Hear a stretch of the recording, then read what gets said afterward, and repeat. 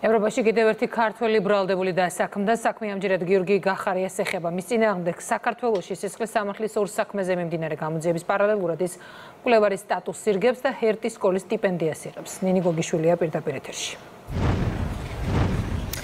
რაწერია ჰერტის სკოლასა და გიორგი გახარიას შორის გაფორმებულ ხელშეკრულებაში, რა სახის ფინანსურ სარგებელს იღებს მკვლევრის სტატუსით დასაქმებული ამ კითხვებით მივმართეთ რეზიდენტი გახარიას დამსაქმებელს, თუმცა ამ დრომდე კითხვებზე პასუხი არ მიგვიღია, არა და მნიშვნელოვანია ხელშეკრულების პირობების სიცხადე იმ ფონზე, რამდენადაც ბერლინში მოქმედმა სკოლამ პოლიტიკოსთან თანამშრომლობის გამო ეთიკის სტანდარტებს გადაუხვია. იმ პოლიტიკოსთან თანამშრომლობის გამო რომელმაც ჯერ მოსალოდნელი პასუხისმგებლობის გამო საქართველოს დატოვა, ახლა კი სისხლის სამართლის კოდექსის 2 მუხლით დაწყებულ სასამართლოებს თავს არიდებს.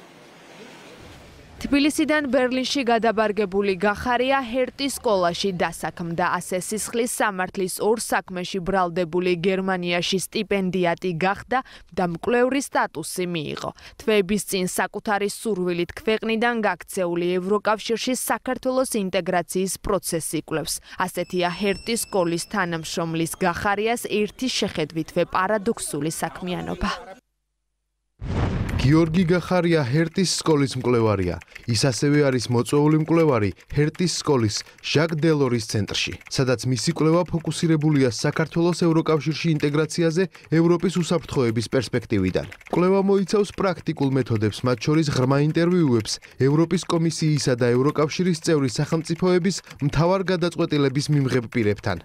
ინტერვიუები თუ შეხვედრები ვიწრო პარტიული ინტერესების გასატარებლად. სწორედ ეს არის საჯაროდ გამოქვეყნებული ინფორმაციის მიღმა დამალული რეალური მიზანი. ამის თქმის საფუძველს სახელისუფლებო პარტიას ორი ფაქტორი აძლევს. გახარიამდე იყო სალომე ზურაბიშვილი, რომელიც მაკკეინის ინსტიტუტის საფარქვეშ ოპოზიციის ლიდერად მოინათლა და რომ სკოლა, სადაც გახარია დასაქმდა, ორგანიზაცია ნეტთან მჭიდრო პარტნიორობა აქვს.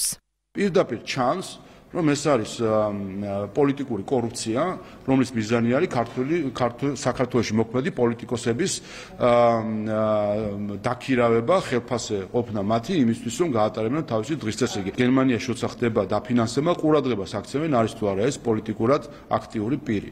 და როგორც წესი შეზღუდვებია ხოლმე ამ დროს საკუთარი ეთიკის სტანდარტებს გადაუხვია მათ შორის ამ დაწესებულებამ. გახარიას ახალი სამსახურით ამაყობენ თბილისში დარჩენილები, ისე რომ რევოლუციური პროცესების წახალისებაში ამერიკის შეერთებული შტატების მოქმედი ადმინისტრაციის მიერ ამერიკელი გადასახადების გადამხდელთა ფულის არამიზნობრივ ხარჯვაში მხილებულ ნეტსა და ჰერტის სკოლას შორის კავშირზე ლაპარაკი არ სურთ.